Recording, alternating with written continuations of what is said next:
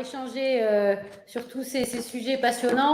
La seule solution pour sortir par le haut et pour arriver à baisser la fiscalité, et nous, nos propositions, vous les connaissez, on en avait parlé la dernière fois que j'étais intervenue, on a sorti une étude en avril l'année dernière, fiscalité, normes, libérer le logement. Hein, et on expliquait dans cette étude qu'il fallait, alors ça c'est une nouvelle proposition que nous avons, et j'en avais parlé avec Jean, sur la taxe foncière, permettre que, comme pour les baux commerciaux, on puisse faire payer la taxe foncière par les locataires. Donc ça, c'est une chose qu'on peut tout à fait mettre en place, qui n'est pas très compliquée. Ensuite, on a, pour relancer le marché de l'immobilier, notamment diviser par 2 les droits de mutation à titre onéreux, ce qu'on appelle les frais de notaire, qui sont parmi les plus élevés parmi tous les pays européens.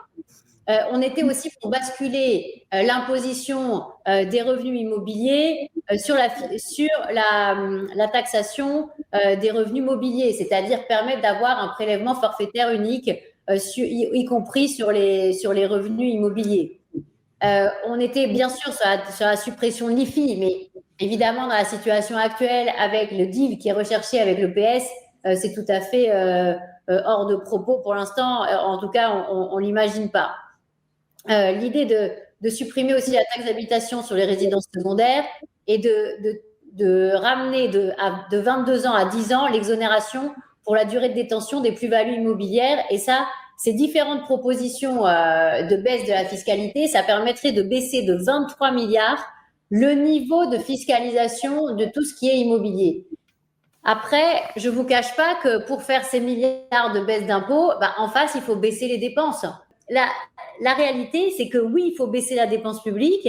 Moi, je travaille avec mon équipe depuis des mois et des années sur ces questions. Alors, on a fait une proposition en janvier de cette année. On a montré 110 milliards de baisse de dépenses publiques pour sauver notre économie. Et on a montré qu'on peut baisser de 110 milliards les dépenses publiques ligne à ligne. On a tout chiffré sur tous les secteurs, sur les retraites, sur la santé, sur les collectivités locales, sur les dépenses de l'État. On a tout expliqué.